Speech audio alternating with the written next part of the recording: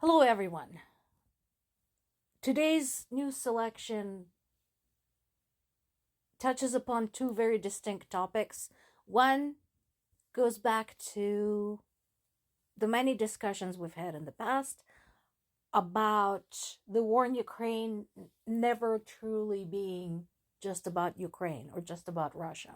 And then the second half is about stuff that is actually happening on the ground. We have several updates there. So I'm going to start with this piece. This is from the Parliamentary Magazine, and it talks about satellites, especially since the SpaceX Starlink was in the news just recently, and it's used by Russian drones that is presently getting blocked. But what this article talks about, it's interesting because it discusses a kind of blind spot that Ukraine's allies and Ukraine itself to some extent had about the use of satellites as part of modern warfare until the shit hit the fan 4 years ago. And so Ukraine had to come up to speed quickly, using its own satellites, using allies, using the networks for intelligence information gathering, and also something else very important, for providing evidence whenever there was a Russian strike. One of the things that I mentioned many times is the drastic difference between how Russia and Ukraine report news about the war. Russia says doesn't such happened, and that's it. When Ukraine says doesn't such happen, it says, and oh, by the way, here are the pictures, here are the satellite photos, here are the maps, here are the videos from the ground, here is basically anything and everything we can come up with to show you that what we're saying is actually true. Big difference there. And so that is important because, again, something I mentioned many times, credibility is essential. It truly is. People of Ukraine and Ukrainian government understand very well that any questions, any shade on their credibility also undermined their relationship with their allies, which is life-saving right now. And so in that case, as far as an evidence source, the satellite imagery, the access to satellite imagery has been crucial. But another thing that the article says is that Europe's, again, wake-up call and the need to rearm, and how they're now realizing we're not just talking about weapons. We're not just talking about armies. We're not just talking about military training. We're not just talking about the manufacturing. Although all those things are important. Don't get me wrong. Those are all important. But we also have to be looking above. We also have to be looking in space. Because this is the 21st century, and what we get from the satellites is becoming more and more important. And the quality and the amount of information is becoming more and more important. So if you are interested in military technology and military development, this is a really good article. I strongly recommend it. Another article deals with the human side of warfare, and North Korean troops are in the news again. This comes the same day as Putin and his Chinese counterpart, Xi Jinping, had reaffirmed their love and devotion to one another.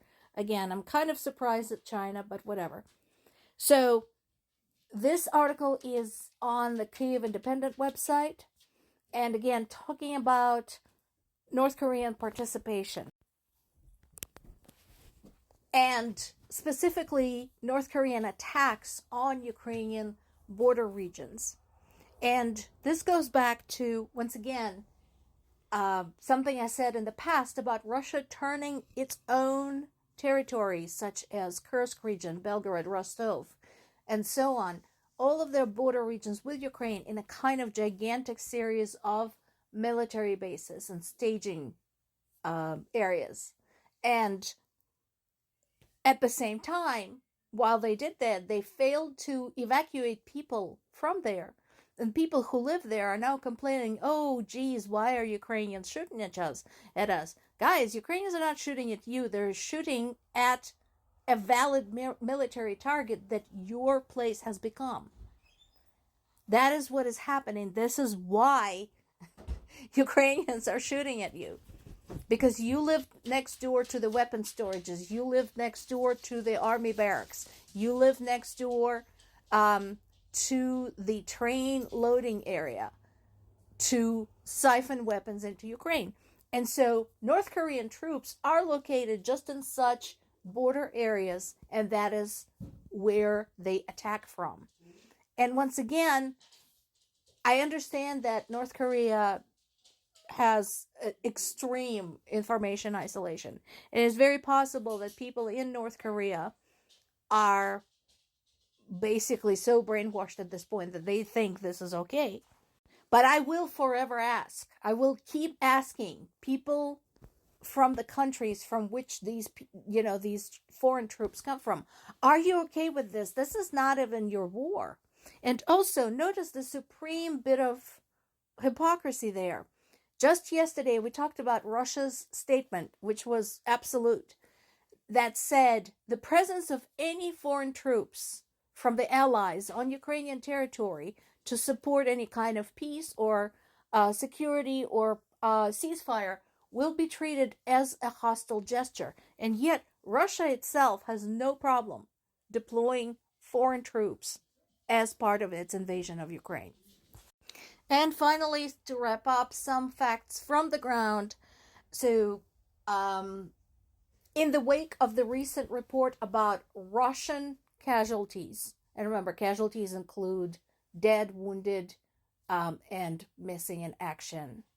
I'll have to go double check if that includes the POWs. I think it does.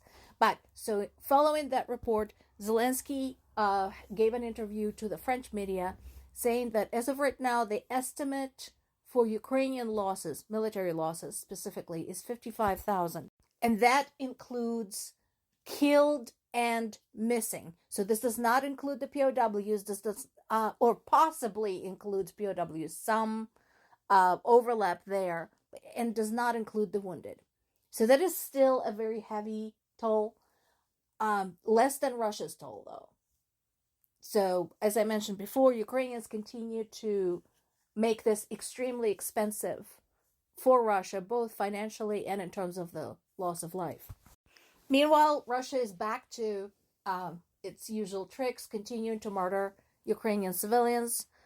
First of all, there's been a massive strike on the Donetsk region. Again, the supreme irony is that Russia has been claiming since 2014 that this is the region they would like to free from Ukrainian oppression, and support and so on. So, yeah, so much for that. So 7 people dead there, 8 people injured. The strike was dealt against a city market. So, and I'm sure they're going to lie in their media that this was some kind of a military target. And then 2 days ago, there was another strike on my native city of Zaporizhia, killing 2 people, injuring at least 20, including children. The 2 killed were 18-year-olds. The attack was dealt around 6 p.m., damaging a multi-story residential building, as well as shops, cars, basically businesses in the area. Among the wounded, there's a 15-year-old girl and other children aged 17, 12, and 11. The 15-year-old is reported to be in extremely serious condition. Well, I hope Putin is proud that he, can claim a 15-year-old girl as yet another casualty of his mindless, senseless war, because he has an itch to scratch. More to come.